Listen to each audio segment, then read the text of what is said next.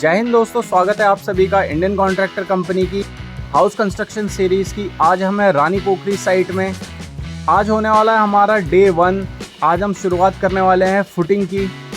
आज तारीख है 21 जुलाई। फुटिंग की तैयारी पहले हो चुकी थी, मार्किंग हम कुछ दिन पहले ही कर चुके थे। तो आज हमें जेसीबी को बुला के फुटिंग के गड्ढे खोदने थे और अगर हो सके तो उसकी सफाई भी करवानी थी। वेदर फोरकास्ट के अनुसार आज बारिश पड़ने की पूरी संभावना है। फिर भी अपने काम को डिले ना करते हुए जेसीबी को बुलाया गया। मशीन से फुटिंग के गड्ढे खुदवाने शुरू किए गए। फुटिंग का साइज़ जो हमारा रहने वाला है 5 फुट गहराई के साथ में 5 फुट चौड़ाई रहेगी। इसलिए फुटिंग को थोड़ा मार्जिन लेकर के एक्स्ट्रा खुदवाया गया ताकि सफाई करने के बाद पीसीसी डालने के बाद हमें 5 फुट जगह पूरी मिले। जब हमने यहाँ पर खुदाई स्टार्ट करवाई तो हमें ऐसा लगा कि यहाँ की मिट्टी पथरीली होगी, लेकिन खुदाई करने पर पता चला कि काफ़ी फाइन मिट्टी है यहाँ की। थोड़े बहुत यहाँ पर छोटे साइज़ के पत्थर देखने को मिले खुदाई के बीच में। ओवरऑल काफ़ी अच्छी मिट्टी है यहाँ की।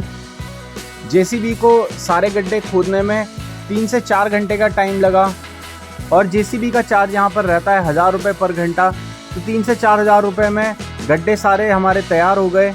अब यहाँ पर लेबर लगाई जाएगी गड्ढों की सफाई के लिए, पीसीसी डालने के लिए, और आगे का काम स्टार्ट किया जाएगा। मार्किंग की बात करें तो मार्किंग करना बहुत ज़रूरी है ताकि आपका जेसीबी ऑपरेटर गड्ढों को अच्छी तरीके से प्रिसाइजली खोद सके। कई बार ऐसा होता है मार्किंग ना करके अंदाजे से अगर गड्ढे खुदवाए जाएँ तो आप भी कंफ्यूज हो जाते हैं, ऑपरेटर भी कंफ्यूज हो जाता है कि गड्ढे कहाँ पर खोदने हैं, किस साइज़ के खोदने हैं। यहाँ पर जैसे कि हमने पहले से मार्किंग करके तैयारी कर रखी थी तो इसका फ़ायदा ये हुआ कि गड्ढे काफ़ी साफ़ सुथरे खोदे गए, सटीक खोदे गए। फालतू मिट्टी यहाँ पर नहीं निकाली गई, जिस कारण से समय की बचत हुई, लेबर की बचत हुई। तो इस वीडियो में हम आगे चल के देखेंगे किस तरीके से सारे गड्ढे खोदे जाते हैं, पानी की हौदी बनाई जाती है। साथ ही में एक बहुत बड़ा नुकसान हो जाता है जेसीबी ऑपरेटर को। साइट से वापस जाते टाइम टायर पंचर हो जाता है, जिसमें ना गलती ऑपरेटर की है ना हमारी है। कई बार ऐसी समस्याओं को सामना करना पड़ता है।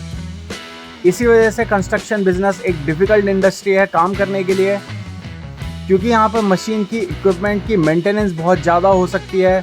कई बार नुकसान झेलना पड़ता है ऑपरेटर को भी और मशीन ओनर को भी।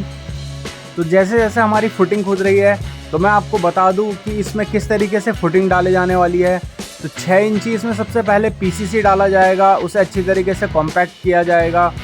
उसके ऊपर हम 1 फुट तक फुटिंग भरेंगे, जिसके बाद में कॉलम की कास्टिंग करके कॉलम को ऊपर लाया जाएगा। इसकी डेप्थ रहने वाली है 5 फुट कम से कम। फुटिंग का साइज़ भी 5 बाय 5 रहने वाला है। जो इसमें जाल बिछाया जाएगा 12 mm के सरिये से जाल बिछाया जाएगा।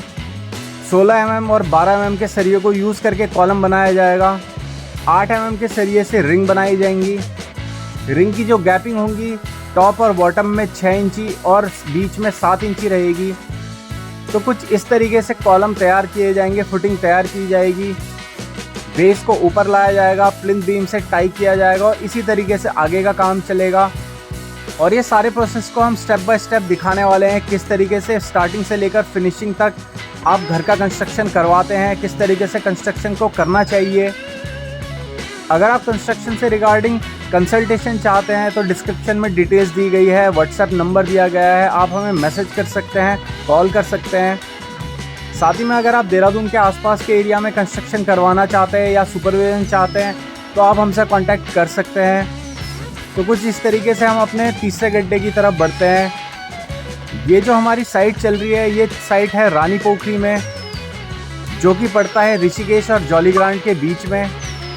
तो जैसे जैसे हम प्रोसेस में आगे बढ़ते हैं, बारिश का मौसम भी बनता जाता है, लेकिन बारिश पड़ने से पहले पहले हमारे गड्ढे सारे कंप्लीट हो जाते हैं और 2 दिन की बारिश के बाद में भी कोई खासा नुकसान हमें देखने को नहीं मिलता है।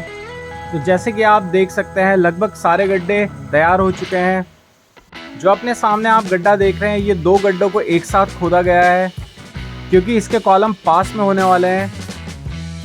चलिए आगे की प्रोग्रेस देखते हैं, कहाँ तक हमारा काम पहुँचा है और कितनी सफाई से जेसीबी ने हमारा काम किया है।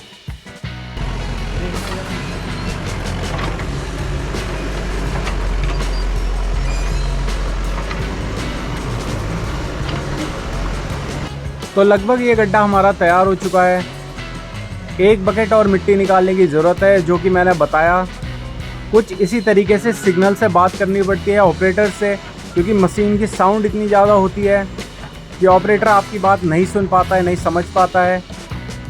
तो आप देख सकते हैं कितनी सफाई से ऑपरेटर ने ये गड्ढे को तैयार करा है। बहुत ही प्रिसीजन के साथ में गड्ढे को खोदा गया है। ऐसे ऑपरेटर्स को ढूंढ पाना बहुत मुश्किल होता है। कभी कभार आपको ऐसे ऑपरेटर मिल जाते हैं जो आपका काम बहुत ही सफाई से करते हैं, और ऐसा ही काम हमेशा होना चाहिए। इंजीनियर्स की देखरेख में काम करवाने के आपको कुछ बेनिफिट तो होते ही हैं। तो जैसे जैसे हम काम की तरफ आगे बढ़ते हैं, आप देख सकते हैं मौसम बिल्कुल बरसात का हो चुका है। कभी भी बारिश पड़ सकती है यहाँ पे, और इसी बात का डर हम लोगों को था कि कहीं बारिश पड़ने से नुकसान ना हो, मिट्टी अंदर ना गिर जाए। फिर भी थोड़ा बहुत रिस्क तो लेना ज़रूरी है। इस वजह से रिस्क लेके हमने ये गड्ढे तैयार करवाए, काम को बिना रुकवाए। लेकिन जैसे ही हमारा काम ख़त्म हुआ, गड्ढे तैयार हुए, ऑपरेटर को भारी नुकसान झेलना पड़ गया। ऑपरेटर का टायर पंचर हो गया और मशीन दिन भर के लिए साइट के बाहर ही खड़ी रह गई। और इसके अलावा अगर मैं आपको अपडेट दे दूं विस्थापित वाली साइट की, जो कि जॉलीग्रांट में पड़ती है, तो वहाँ पे भी प्लिंथ बीम की कास्टिंग हो चुकी है। प्लिंथ बीम का काम वहाँ पर ख़त्म हो चुका है।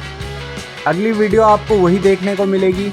हमारे चैनल को सब्सक्राइब ज़रूर करके रखिए ताकि आप अपडेट ले सकें कंस्ट्रक्शन प्रोसेस का।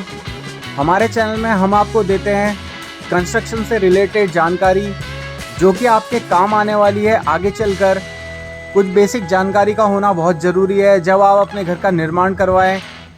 इसलिए हम अपनी वीडियोस में देते हैं आपको छोटी छोटी जानकारी, जिन्हें आप देखकर कुछ सीख सकें, समझ सकें, और आने वाले टाइम में उन सभी जानकारी को आप उपयोग में ला सकें। इसलिए हमारे चैनल को सब्सक्राइब ज़रूर कीजिए। तो यहाँ पर हमारा फाइनल गड्ढा तैयार हो रहा है। ये दोनों गड्ढे साथ में खोदे जा रहे हैं। ऑपरेटर को जैसे जैसे हम कमांड दे रहे हैं वैसे वैसे वो काम कर रहा है। और जो फाइनल गड्ढा खोदा जा रहा है, ये पानी की हौदी के लिए तैयार किया जा रहा है। यहाँ पर पानी को स्टोर कराया जाएगा ताकि कंस्ट्रक्शन के टाइम पे पानी की कोई समस्या ना हो। और जैसे ही ऑपरेटर ये गड्ढा खोद के नीचे उतरता है, तो एकदम से उसके टायर से हवा लीक होने लगती है, टायर पंचर हो जाता है, जिसकी वजह से ऑपरेटर भी काफ़ी परेशान हो जाता है। और हो सकता है कि ये नुकसान भी ऑपरेटर को झेलना पड़े, लेकिन हम कोशिश करेंगे कि कहाँ तक हम उससे कंपनसेट कर सकते हैं, किस तरीके से हम उसकी मदद कर सकते हैं। दूसरी समस्या ये है कि इस मशीन के टायर को खोलना किसी आदमी के बस की बात नहीं है, क्योंकि ये मशीन से टाइट किए जाते हैं बोल्ट। ऑपरेटर ने कोशिश तो करी, लेकिन ये इस टायर को नहीं खोल पाया। इस वजह से इस मशीन को यहीं पर छोड़ना पड़ा। और जब तक ऑपरेटर कोशिश कर रहा था, तब तक मौसम बारिश का बन गया, हल्की फुल्की बूंदाबांदी होने लगी। तो इसी के साथ में इस वीडियो को हम आज यहीं पर ख़त्म करते हैं। बने रहिए हमारे साथ आगे अपडेट के लिए।